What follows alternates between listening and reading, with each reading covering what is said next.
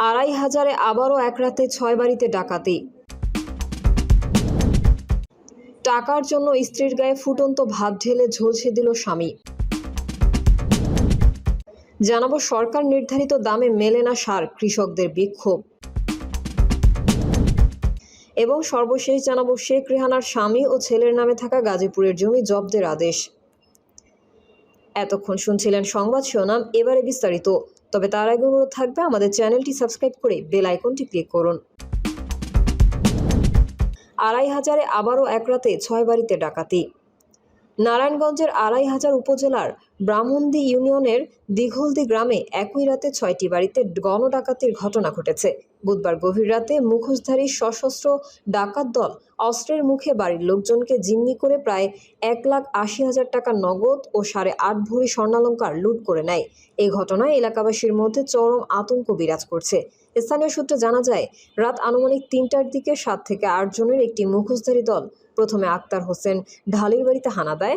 দরজা ভেঙে ঢুকে পরিবারের সদস্যদের জিম্মি করে তারা ১,৫০,০০০ টাকা, ১.৫ ভরি স্বর্ণ, ২টি ল্যাপটপ ও মোবাইল ফোন লুট করে।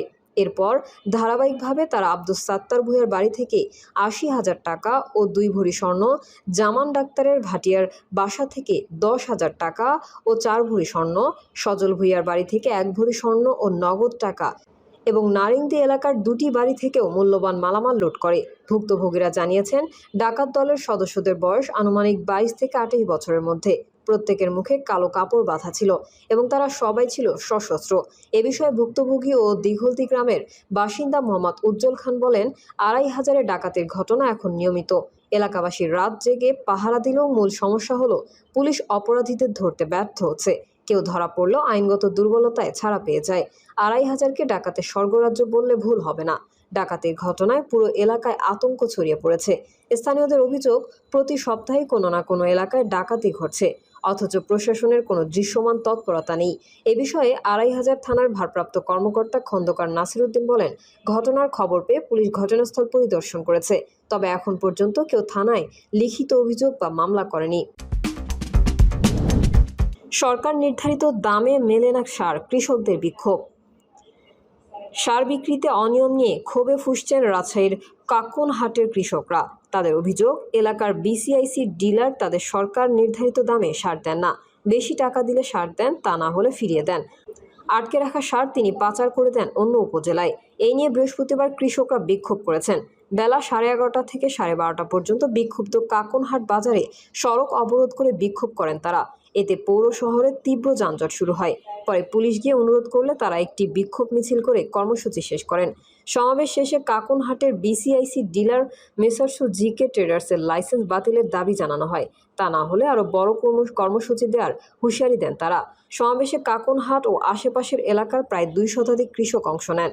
সমাবেশে এলাকার কৃষক মেহেদি হাসান বলেন, জিকে ট্রেডার্স পরিচালনা করেন তুহিনা আক্তার নামের এক নারী। তিনি বাড়তি টাকা ছাড়া সার দেন না। বাড়তি টাকা নেওয়ার জন্য তিনি বিক্রির কোনো রসিদ দেন না। বাধ্য হয়ে কৃষকদের সার নিতে হয়। আবার 5 বস্তা সার চাইলে তিনি 10 কেজি দিয়ে ফিরিয়ে দেন। আবার অনেকেই সার না দিয়েই ফিরিয়ে দেন। আটকে রাখা সারের বেশিরভাগই তিনি পার্শ্ববর্তী তন উপজেলার বেশি দামে সরবরাহ করেন। কৃষকরা জানান, সরকার নির্ধারিত ডিএমপি সারের দাম 1 বস্তায় 1050 টাকা। তুহিনা আক্তার 1400 টাকায় 1500 টাকা। তুহিনা আক্তার নেন 1400 থেকে 1500 টাকা। টিএসপির দাম 1350 হলেও তিনি নেন 1500 টাকা। এছাড়া 1000 টাকার পটাশের দাম নেন 1200 টাকা। প্রায় 2 বছর ধরে তিনি কৃষকদের জিম্মি করে বাড়তি টাকা নিচ্ছেন। সমাবেশে মিনারুল ইসলাম নামের আরেক কৃষক বলেন, আমি নিজে চাষাবাদের পাশাপাশি ট্রাক থেকে মাল নামাই। নিজে শত শত বস্তা সার তুহিনা আক্তারের গুদামে ঢোকাই। কিন্তু 2 দিন পরেই তিনি বলেন, থাকেন না, কোনো সার নেই। তিনি নাকি বাইরে থেকে বেশি দামে সার আনেন। এই কথা বলে তিনি কৃষকদের কাছ থেকে বাড়তি টাকা আদায় করেন। সমাবেশে কৃষকদের দাবি করেন, বাড়তি টাকা নেওয়ার প্রতিবাদ করলে নারী নির্যাতন মামলা দেওয়ার হুমকি দেন। ফলে কেউ প্রতিবাদ করার সাহসও পান না। তবে এবার তারা সাহস করে তুহিনার বিরুদ্ধে উপজেলা নির্বাহী কর্মকর্তার কাছে লিখিত অভিযোগ করেছেন। তারা এখন মেসার্স জিকে ট্রেডার্সের লাইসেন্স বাতিলের দাবি জানাচ্ছেন। অভিযোগের বিষয়ে কথা বলতে মেসার্স জিকে ট্রেডার্সের দোকানে গিয়ে তুহিন আক্তারকে পাওয়া যায়নি। দোকানে ছিলেন তার বাবা তাহসেন আলী। তিনি অভিযোগ অস্বীকার করে বলেন, তারা ন্যায্য দামে কৃষকদের কাছে সার বিক্রি করেন।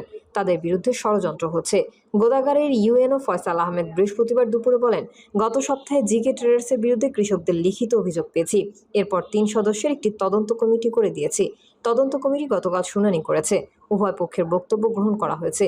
এর ভিত্তিতে তদন্ত কমিটি প্রতিবেদন দেবে। প্রতিবেদন হাতে পাওয়ার পর সেই অনুযায়ী ব্যবস্থা নেব। টাকার জন্য স্ত্রীর গায়ে ফুটন্ত ভাত ঢেলে দিয়ে ঝলসে দিল স্বামী। টাকা না দেওয়ায় স্ত্রী সুলতানা খাতুনের শরীরে ফুটন্ত ভাত ঢেলে দেন এক পাষণ্ড স্বামী। এতে তার ঘাড় থেকে পা পর্যন্ত ঝলসে যায়। এ সময় শাশুড়ি পাশেই ছিলেন। স্বামী রবিউল বিশ্বাসের বিরুদ্ধে এমন অমানবিক নির্যাতনের অভিযোগ করেন সুলতানা পরিবার। চুয়াডাঙ্গা সদর হাসপাতালের বিছানায় যন্ত্রণায় ছটফট করছেন সুলতানা। তার শরীরের প্রায় 30% ঝলসে গেছে। তিনি শঙ্কামুক্ত কিনা আগামী 72 ঘন্টা পর বলা সম্ভব বলে জানিয়েছেন চিকিৎসক। তার পাশেই 3 মাসের একটি শিশু সন্তান রয়েছে। প্রাথমিক চিকিৎসা শেষে তাকে পর্যবেক্ষণে রাখা হয়েছে। দেবরের জন্য বিদেশ যেতে টাকা না দেওয়ায় গৃহবধূ সুলতানাকে অমানবিক নির্যাতন করা হয় বলে অভিযোগ জানা গেছে। সুলতানা খাতুন চুয়াডাঙ্গা দামুড়হুদা উপজেলার দর্শনা থানার বেগমপুর গ্রামের কলোনি পাড়ার হাসান শেখের মেয়ে। কুষ্টিয়া জেলার মিরপুর উপজেলার আমবাড়িয়া ইউনিয়নের নগরবাঁকা গ্রামের রাজমিস্ত্রি রবিউল বিশ্বাসের স্ত্রী। সুলতানা খাতুনের ভাই সোহেল বলেন, আমার বোনের স্বামী রবিউলের ছোট ভাই মাসুদ সম্প্রতি বিদেশ যাবেন। এই জন্য বাপের বাড়ি থেকে নগদ 2 লাখ টাকা আনার জন্য আমার বোন সুলতানাকে চাপ প্রয়োগ করেন। এই নিয়ে 3 মাস ধরে টাকার জন্য শারীরিক মানসিক নির্যাতন করে আসছে স্বামী ও শাশুড়ি। সোমবার সকালে এই ঘটনায় উত্তেজিত হয়ে বোনের শরীরে ফুটন্ত ভাত ঢেলে দেন স্বামী। এতে তার ঘাড় থেকে পা পর্যন্ত ঝলসে যায়। এ সময় শাশুড়ি পাশেই ছিলেন। প্রতিবেশীদের মাধ্যমে খবর পেয়ে আমরা দ্রুত বোনের শ্বশুর বাড়ি যাই। সেখানে আমাদের উপর বোনের শ্বশুর বাড়ির লোকজন চড়াও হন। এক পর্যায়ে স্থানীয়দের সহায়তায় বোনকে উদ্ধার করে কুষ্টিয়ার একটি ক্লিনিকে ভর্তি করি। পরে শারীরিক অবস্থার অবনতি হলে বোনকে নিয়ে বৃহস্পতিবার সকাল 6টার দিকে চুয়াডাঙ্গা সদর হাসপাতালে ভর্তি করি। তিনি আরও বলেন, আমরা গরিব মানুষ। 3 বছর আগে বোনকে বিয়ে দিয়েছি। এরপর আসবাবপত্র থেকে শুরু করে যৌতুকের টাকাও দিয়েছি। তারা আমার বোনকে নির্যাতন করতে দেখে এসব দিয়েছি।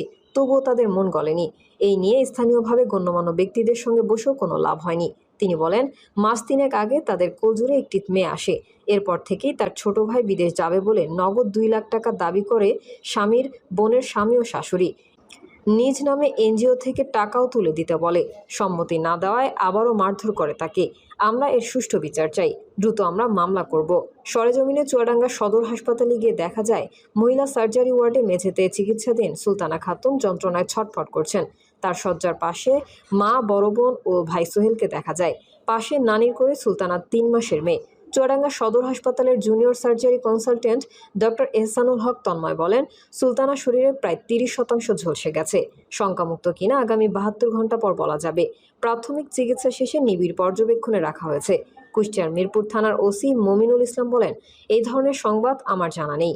অভিযোগ বা মামলা হলে দ্রুত পদক্ষেপ নেওয়া হবে।